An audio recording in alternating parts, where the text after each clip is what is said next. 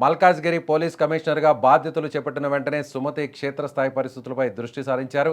ఇటీవల అరాచకాలకు నిలయంగా మారిన దిల్సుఖ్ నగర్ బస్టాండ్ పరిసరాలను ఆమె తన ఆపరేషన్ కోసం ఎంచుకున్నారు. ఒక పోలీస్ అధికారిగా కాకుండా సామాన్య మహిళా వేషధారణలో అర్ధరాత్రి 12 గంటల సమయంలో ఆమె బస్టాప్కు చేరుకున్నారు. ఎలాంటి సెక్యూరిటీ లేకుండా కేవలం బస్సు కోసం ఎదురు చూస్తున్న ఒక ప్రయాణికురాలరా అక్కడ నిలబడ్డారు. సుమతిని ఒంటరి మహిళగా భావించిన ఆకతాయిలు క్షణాల్లో ఆమెను చుట్టుముట్టారు. ఎంతకొస్తావు, ఎక్కడికి వెళ్దాం అంటూ అసభ్యకరమైన ప్రశ్నలతో విరుచుకుపడ్డారు.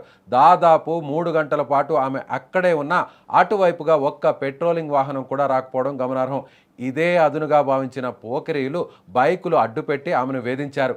వీళ్లలో అత్యధికులు గంజాయి మద్యం మత్తులో ఉన్న విద్యార్థులే.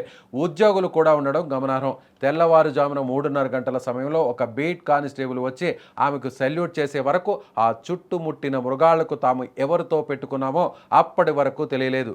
ఆ తర్వాత సీన్ మొత్తం ఒక్కసారిగా మారిపోయింది. అప్పటి వరకు ఏ పొట్టి అంటూ వెకిలిగా మాట్లాడిన 40 మందిని పోకిరీలను పోలీసులు అదుపులోకి తీసుకున్నారు.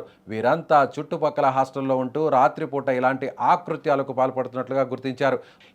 పోలీసులు ఆ తర్వాత వారికి తమదైన స్టైల్లో కౌన్సిలింగ్ ఇచ్చి ఆ తర్వాత చదువుపై దృష్టి పెట్టాలని, లేదంటే భవిష్యత్తు నాశనమవుతుందని సుమతి హెచ్చరించారు. తన 25 ఏళ్ల కెరీర్లో ఇలాంటి సాహసాలు ఆమెకు కొత్తేమీ కాదు. 2001లో కూడా డిఎస్పీగా ఉన్నప్పుడు కూడా కాజీపేటలో ఇలాంటి ఆపరేషన్ నిర్వహించి అందరూ ప్రశంసలు అందుకున్నారు. ఒక ఐపీఎస్ అధికారిని కాబట్టి తనను రక్షించుకోగలిగారు. కానీ అదే ఒక సామాన్య మహిళ అయితే ఆ 40 మంది మృగాల మధ్య ఆమె పరిస్థితి ఏమిటి అనే ప్రశ్నే ఈ వీడియోను చూసిన ప్రతి ఒక్కరిని ఆలోచింపజేస్తుంది.